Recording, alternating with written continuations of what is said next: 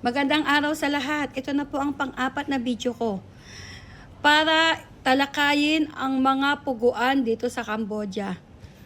Maraming beses ko na pong sinasabi, walang legal na call center agent dito sa Cambodia para sa mga Pilipino. Inuulit ko, walang legal na trabaho sa call center agent dito sa Cambodia para sa mga Pilipino. Kung may naghihikayat man sa inyo, nakalahi natin, ibebenta lang kayo niyan sa huli. Ikapapahamak nyo yan. Marami nang nakulong dito.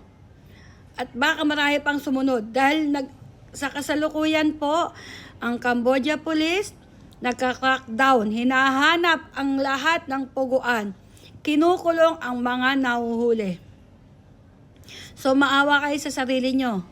Pag inalok kayo ng sahod na ang laki, too good to be true, mag-isip kayo. Tsaka nababalita na po ito. Sa mga puguan, nababalita na sa Pilipinas. Marami ng TV station ang nagbalita. Kumakagat pa rin kayo. So, maawa kayo sa sarili nyo.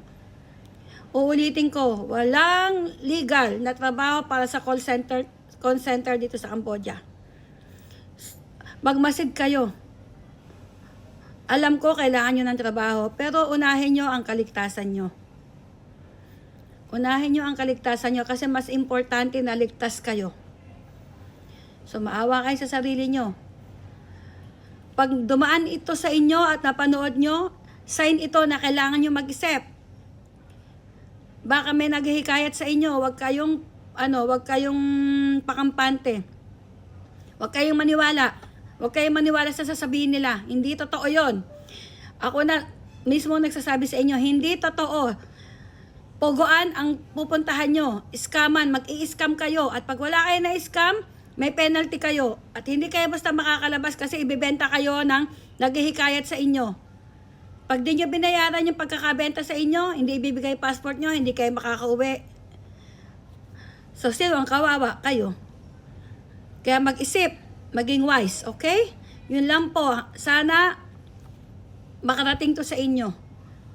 At maiparating nyo ito sa lahat ng kakilala nyo para kumalat siya. Yun lang po. Salamat. Magandang araw.